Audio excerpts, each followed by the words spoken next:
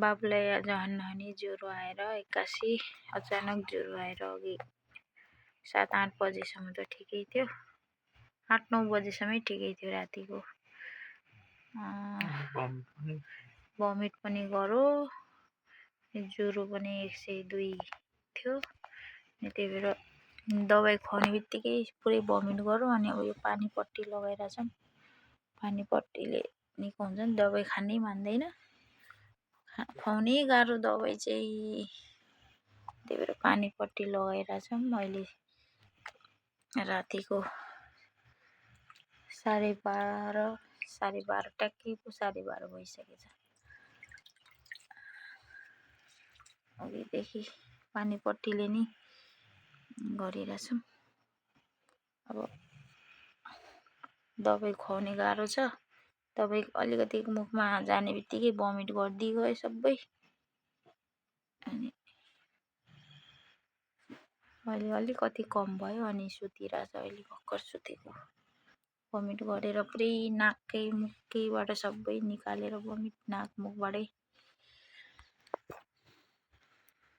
पुरा ज्वरो, एक्कासी ज्वरो आएको। दिउँसोसम्म केही थिएन, मजाले खेलिरहेको थियो।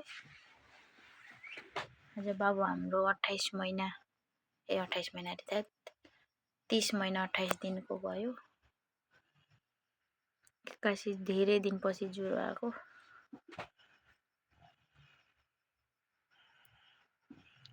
यो पानी पट्टी लगाएर अलिकति कम भयो ज्वरो।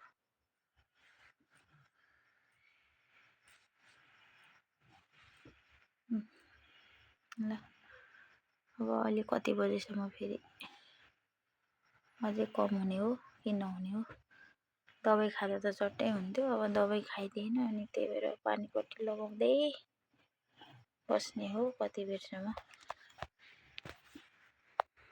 त्यहाँ बाबा रेस्ट गर्दै हैन,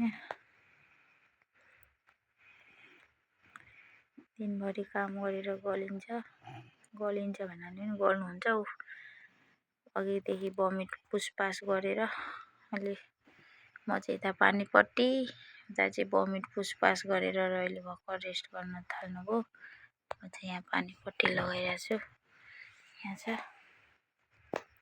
ल्याएको छु आरीहरू सबै। ल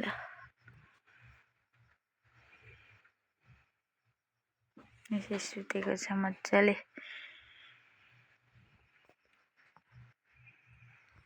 ल बेटा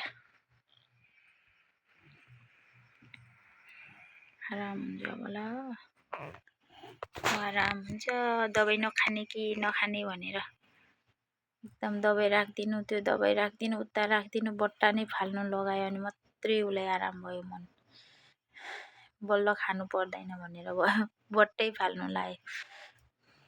त्यो बोतल उसको अगाडिदेखि पुरै फाल्नु पर्यो अनि मात्रै उसलाई सन्चो भयो मन।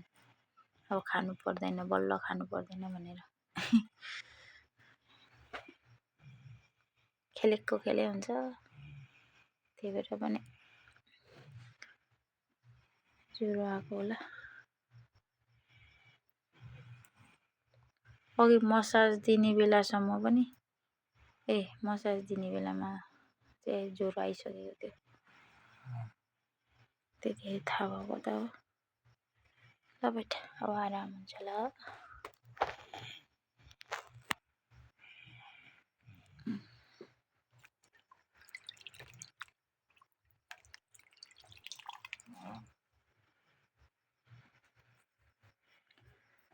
रुमाल पनि